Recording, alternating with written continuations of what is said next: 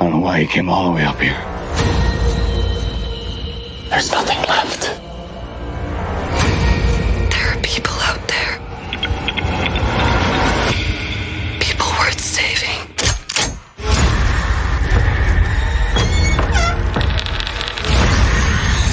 Most people had finally given up hope. Young man.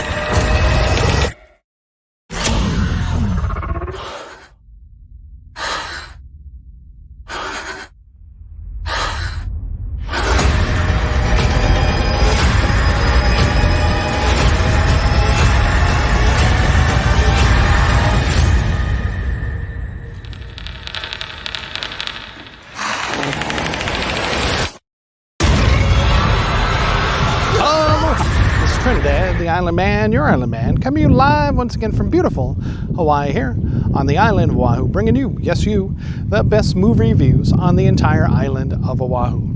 And yes, this is Trinidad the Island Man, your Island Man. And last night, Thursday night, opening night at the theaters, I saw the Paramount Pictures movie, The Quiet Place, well, A Quiet Place Part 2.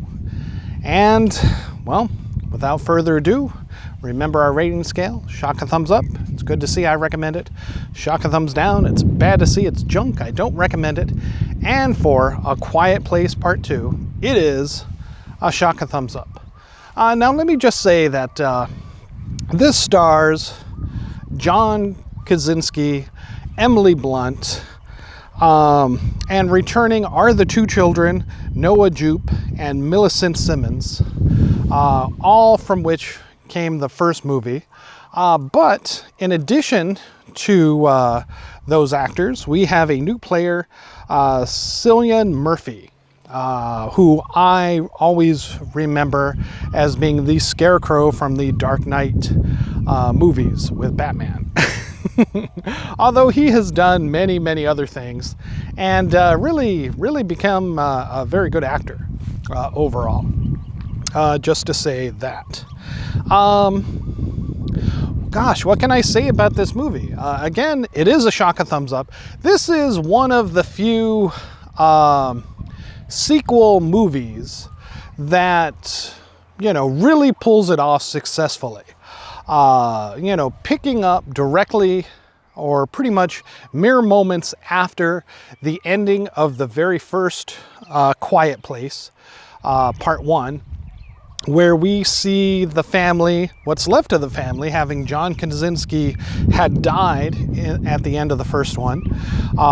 Emily Blunt and her two children, Noah Jupe and Millicent Simmons, realize that it is her hearing aid, Millicent's hearing aid, and the feedback from the microphone through the speaker, which paralyzes these alien creatures, giving them the chance to kill them with their firearms, which saves them from being torn apart by the ones that have entered the house.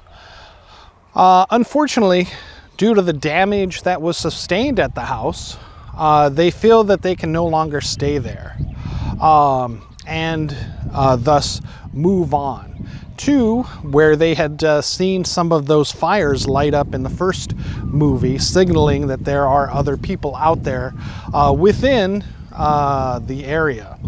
Now, I kind of wonder about this myself. It's like, well, they seem to have a pretty safe place. I mean, we see them gathering some goods before they leave, food, etc. I mean, yes, their barn is on fire, and part of the house is flooded. But I really think they could have just stayed there, honestly, and probably made a nice life. I know they know how to fight these things. So I don't see why there isn't a reason for them to stay put on their own farm. However, they do make the trek a few days or so across the woods to an abandoned steel mill factory, where We get some flashbacks actually at the very beginning of the movie, and thus John Krasinski can return as his role as the father. We see directly on the day just prior to these alien attacks. We see that it is some type of crashing meteorite, comets, possibly a ship that is crashing. We see a fiery shapes in the distance that everyone is looking at. Some people, they don't know what it is. Could be an airliner crashing or burning in the sky. But EMS, emergency rescue, goes out to see what it is. But even before they do, the aliens appear, disrupting the family's baseball game where Noah Jupe is playing at. Very, very interesting. And that is where we are first introduced to Cillian Murphy's character, who also has a family and a child in the baseball game. Friends of Emily Blunt and John's character. So they know each other, which is why most likely they head over to where he might be. Thus the fires. Once they have to leave their home, apparently. So that little bit of flashback, that it really doesn't give us too much information other than, apparently this is happening worldwide. It's not just a phenomenon in North America, but, because the news broadcast at first, these creatures, there's an explosion or something taking place in Singapore, and we come to discover as soon as it happens in their small town that it is these creatures that seem to have crash landed upon Earth. Still very animalistic. We don't get any solid views of humanoid intelligence, of a higher intelligence, other than just animalistic, hunting, predatory kind of creatures. Could it be, and we speculate on that, or at least I'm speculating on that maybe these were creatures that were riding a comet. They could survive in space. Maybe they didn't need a spaceship, and they just crashed on these comets or meteorites that fell to Earth. Able to survive the crash, being very indestructible in their skin, in their armor, until they're forced under high intense sonic sound wave attack, that they open up their armor, thus becoming vulnerable to weapons. Because we see the fire, guns, etc., has no effect on their outer shell of their skin. We also find another weakness for these creatures in Quiet Place Part 2. They cannot swim. So apparently, because basically, once the family finds Cillian Murphy, they make the decision to attempt to find other people to pass on this knowledge of how to fight these creatures with this sonic noise, which makes them vulnerable to attack. And in doing so, they realize that there is a broadcast on the radio of what seems to be most likely a population of people. And so they go to that, and they find out that it is an island not too far from them, where they are, a few days' journey.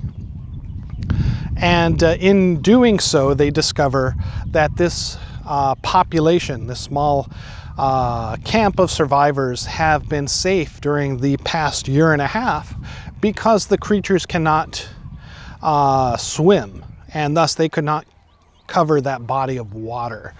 Slight spoilers, but and so they set up the idea to broadcast on the radio this type of high frequency attack to allow everyone and anyone who has a radio and can hear the broadcast, can thus channel it towards these creatures and make them vulnerable so that they can turn finally to the offensive. So once again, we have some jump scares, we have some, some interesting flashbacks, we have some moments back to the first movie, in remembrance, and then also in current day, Emily Blunt, while traveling, has to go back to the town where, they had lost their youngest son. She has to go back there for supplies.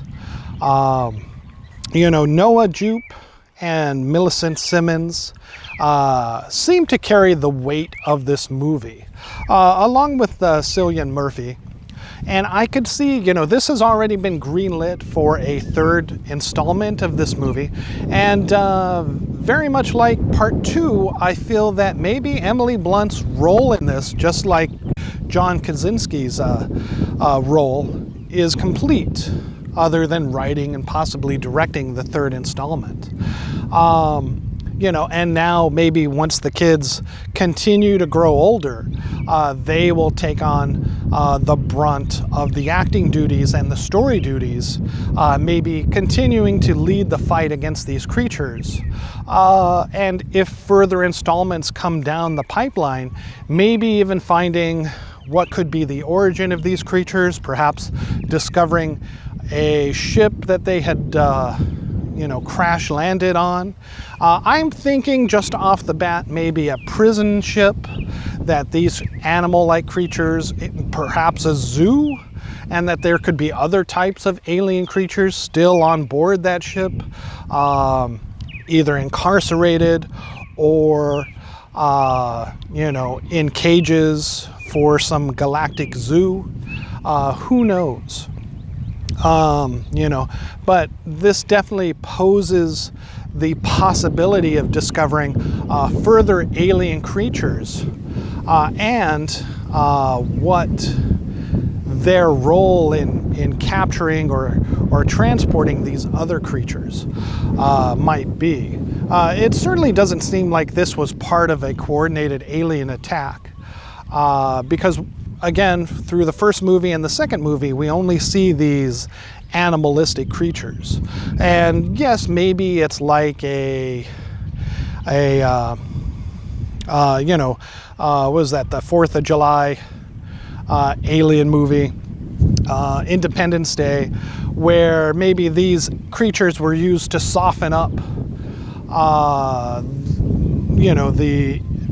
the inhabitants of a planet before takeover. But that seems really unlikely, especially after a year and a half had passed and not seeing any further creatures. It seems definitely to me that these creatures have landed here by accident. Like I said, maybe crash landing, perhaps inhabitants of a meteorite, and that there is no further higher alien intelligence behind transporting these creatures there at all. We'll just have to see what the third and more installments in A Quiet Place franchise will continue to go and show us. But right now, just spitballing some ideas out, that's where I think it could head towards. Finding different creatures, maybe finding a way to contact, whoever had transported these creatures, if it is a prison-like kind of situation for these creatures, or a zoo per se. Now that could also ruin the franchise, so it could be like a V kind of a scenario where, if they are using these creatures to soften up the public, the population, and then come into rule, perhaps. That could be along that lines. Or again, like an Independence Day kind of taking our resources. Again, this one has kind of a little bit more feeling of maybe Signs behind it. The M. Night Shyamalan movie. Not just because the weakness to water that we discover with these creatures, but just the overall that these creatures don't seem to be intelligent enough to, because in the M. Night Shyamalan signs, they couldn't even open doors. It couldn't work doorknobs, etc. And they seemed, although coordinated and intelligent, apparently not able to finely manipulate. And they seemed very animalistic, very much like these creatures in A Quiet Place. So there might be a higher power behind them. And it definitely doesn't seem like they flew themselves to this planet. So that may be part of the mystery that gets unwoven in future installments. But again, for A Quiet Place 1 and 2, it is a shock, a thumbs up. You might definitely want to watch A Quiet Place Part 1 before going into the theaters and watching this one again, just to remember everything. I'd seen it a couple of times beforehand, so I felt pretty good. And, you know, again, a little bit with the flashbacks, it does kind of catch you back up to speed. And this is a good, solid, you know, I wouldn't really call it a horror movie, but it does have some spooky moments, jump scares where the aliens jump out, just like in the first one. And, you know, rah, yeah. The family. So on that level, it is most likely a decent enough horror movie in that vein. But definitely a good science fiction alternate story. We also find out that, you know, not everyone who has survived has, you know, they've kind of gone down the apocalypse route, kind of like The Walking Dead. You know, it's like, oh, you know, they attack fellow humans to get their goods, their resources, their food, just to try to survive better. So there is that aspect that humanity has devolved and society has broken down to that point within this year and a half, beyond the scope of friends and family that we have only seen in part 1 and part 2 up until they run into further people down the road in A Quiet Place Part 2, and how the family deals with these people, you know, is also interesting, and how they deal with these people and the creatures become interesting as we see the savagery that can happen on both sides of the line, humans and aliens. All right, well, thank you so much. This is Trinidad, the Island Man, your Island Man, just giving some thoughts on A Quiet Place Part 2, but definitely a show to check out, especially if you enjoyed the very first movie. This one is a solid sequel and should not be missed, especially if you're a fan of Emily Blunt and John Krasinski, and these up-and-coming stars, Millicent Simmons and Noah Jupe. All right, thank you so much. Again, shock a thumbs up for A Quiet Place Part 2. Mahalo and aloha.